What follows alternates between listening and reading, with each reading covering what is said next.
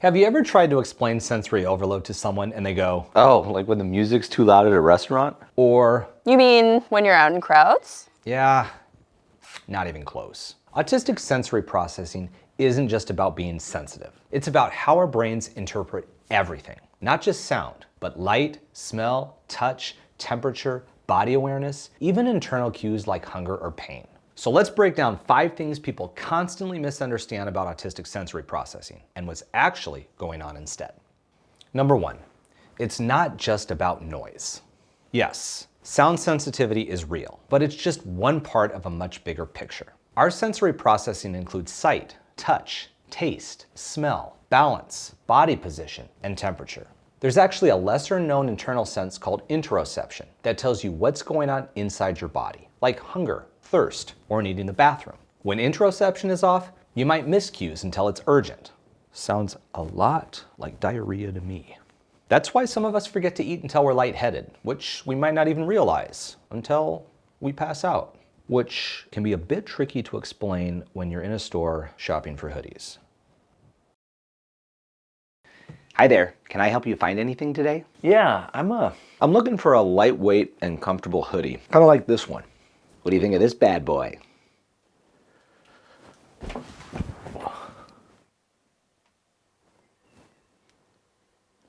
I think I might have just killed a customer. I'm pretty sure that's against store policy. Not dead, just forgot to eat. Again. Or don't notice we're freezing, or suddenly realize we haven't peed in 48 hours.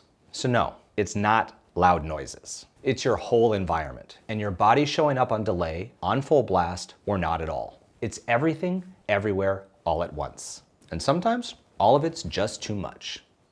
Number 2, you can be hypersensitive and hyposensitive. People love categories. So are you oversensitive or undersensitive? But with autistic sensory systems, it's not that simple. You can be both in the same body at the same time.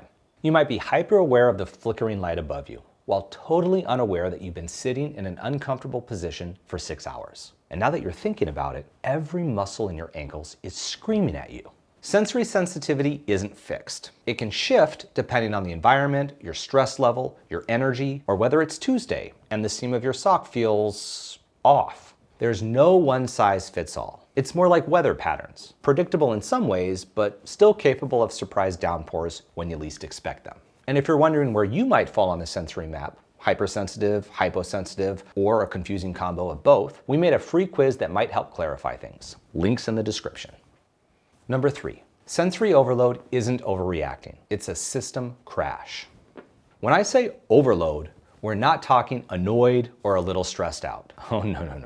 Autistic sensory overload is way more than that. But to someone else, they might not know what's happening because it's all in your brain. But if your brain was a computer, it's hitting its max processing limit. You open 307 files, and now there's too much incoming data. And now there's not enough bandwidth to sort through it. So your systems are short-circuiting, crashing. That could be how it feels. And actually, your brain is just too overloaded with input and can't keep filtering. So you might shut down, zone out, get irritable, leave the situation entirely. Or if there's no escape route, you might have a meltdown. Not because you want to, but because your system literally can't process anymore. Usually all the sensory sensations start to get even more amplified, and you just head straight over the edge or the bathroom for a round of diarrhea. Again. Autistic brains and others with sensory processing differences often have a lower threshold for filtering out background sensory input. So other people can often ignore these things as light distractions, or even things they don't even see at all, like a buzzing light on the other side of the room or a scratchy tag. But for an autistic brain, it is one thing that is just as noticeable as the things we want to actually focus on, like the conversation and the drink we are sipping. But we can't filter out the other things. So for me, they pile up until my system goes into emergency mode. The level of intensity is what makes it so different for autistic people. And it's a big reason we're always exhausted. And then someone says, "Oh, just relax." Sure, let me get right on that. Thanks. Number 4. Coping tools aren't quirks, they're regulation strategies. Rocking, pacing, pulling hair, zoning out in a dark room, bouncing your leg until your foot feels like it'll fall off. These aren't random behaviors or weird habits. They keep us sane and hopefully out of the diarrhea stall in environments that aren't built for us. And they help our brains filter input, stay grounded, and recover from overwhelm. For a lot of autistic people, it's not optional. It's what helps us stay functional in a world that constantly overloads our systems. Everyone has sensory preferences. The difference is the environment seems to align more naturally for most people than for autistic people. In today's fast-paced society with noise and stimulation coming from all directions, bam, bam, bam, a lot of environments usually don't align with our autistic needs. So we find tools or stims or secret habits that help us bridge the gap. That's why adjustments we make, like using noise-canceling headphones, that's not a luxury, that's a lifeline. And stimming isn't a problem to fix. It's a strategy that works, and a way of coping with the overwhelming sensory input that we are bombarded with all the time. Number 5, it doesn't go away with age. Sensory differences don't magically disappear when you hit adulthood. Nope. A lot of autistic people, especially if we didn't know we were autistic until later in life, we just got better at masking our discomfort. Or we've learned how to build quiet routines or adjustments around our sensory needs. That doesn't mean we've grown out of it. It means we've been silently managing things others can't see.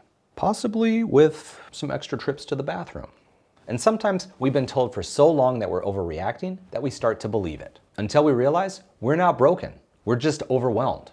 Unmasking as an adult often means finally acknowledging your sensory needs and giving yourself permission to meet them. For me, I actually think the sensory processing challenges get harder with age, which is not really good news. But I've also learned better how to make adjustments and what environments work better when my brain is struggling with sensory overload. So after you know, you can figure out how to put yourself in more comfortable and manageable environments for you.